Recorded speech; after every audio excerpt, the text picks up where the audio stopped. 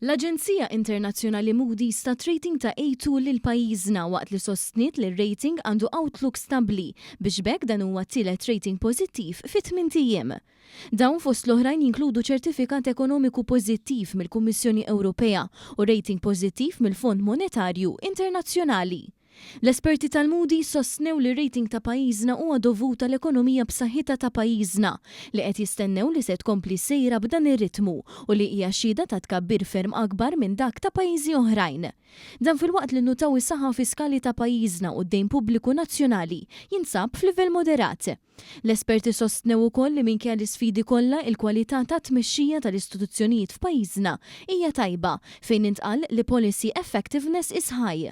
Ir-rating pożittiv minn Moody's jikkuntrasta ma' numru ta' pajjiżi Ewropej fosthom Franza, il-Belġju u l-Slovakkja, kif ukoll l-Istati Uniti u l-Amerika li għandhom outlook negattiv fuq ir-rating tagħhom. Minkejja l-attakki kontinwi mill-oppożizzjoni l-esperti internazzjonali saħħu li s-saħħa ekonomika ta' pajjiżna hija komplementata minn ekonomija relattivament diversifikata u li qed tikber b'rata maġla.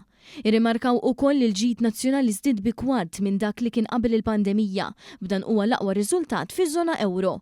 Żidu jinnutaw kif pajjiżna se jikber bi kważi d-doppju ta' dak li se jikbru pajjiżi fl-istess livell ta' żvilupp tagħna. Ir-rapport tal-Moody's jgħid kif il-finanzi pubbliċi ta' pajjiżna jibqgħu waħda mill-akbar materji essenzjali, tant li l-esperti internazzjonali bassru li minkejja l-isfidi kollha fit 3 snin li jmiss, il-finanzi pubbliċi se jmorru għall-aħjar, tant li l-pis tad-dejn nazzjonali mistenni jkun madwar 50% tal-pis nazzjonali.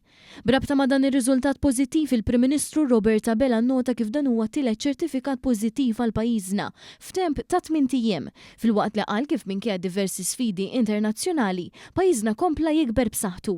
Dr. Bella temm jinnota kif fil-perjodu bejn l-2019 u l-2028 pajjiżna se jkompli jikber b'rata l-qiegħ darbtejn akbar minn ta' pajjiżi oħrajn.